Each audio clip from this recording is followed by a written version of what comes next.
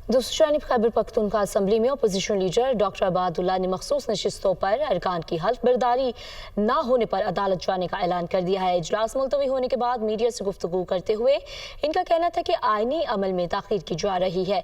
सियासी नाबालिग लोगों की वजह से सूबे का ये हाल है। कह रहे थे कि इनके पास 2/3 अक्सरियत है लेकिन कोरम भी पूरा न कर सके। चीफ जस्टिस के पास इख्तियार है कि वो खुद हल्फ ले लें। सेनेट इलेक्शन ज़रूर होंगे। इलेक्शन कमीशन ने कहा है कि ये खुद भी आज़ाद हैं।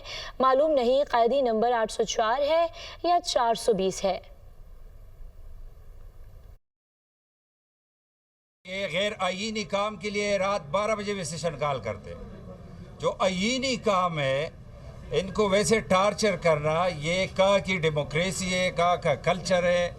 जिस तरह ये तबाही इसने और गवर्नेंस में और चीज़ों में की है, तो ये असम्बली के साथ भी वही खिलवाड़ कर रहे हैं। ये एक बार फिर ये 1.5 साल की जो हरकत है इस हुकूमत की, ये जो सियासी नाबालिग इधर बैठे हैं जिसने बिठाए हैं और पिछले 12 साल से है, ये इख्तियार है स्पीकर के पास, ये इख्तियार है गवर्नमेंट के पास। हम चाहते हैं कि पॉलिटिकल स्पेस जो थोड़ी बहुत बची है इसको अपने हाथों से आप किसी और के हवाले ना कर दो। हमें अदालत जाने की या चीफ जस्टिस साहब को रिक्वेस्ट करने की क्या ज़रूरत थी अगर ये अपना काम पूरा करते।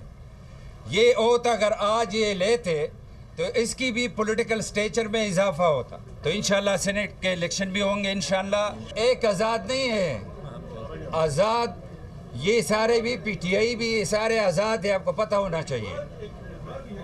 मैं ये कह रहा हूँ ये खुद भी आज़ाद है। ये परसों इलेक्शन कमीशन ने डिक्लेयर किया है कि ये सारे आज़ाद है।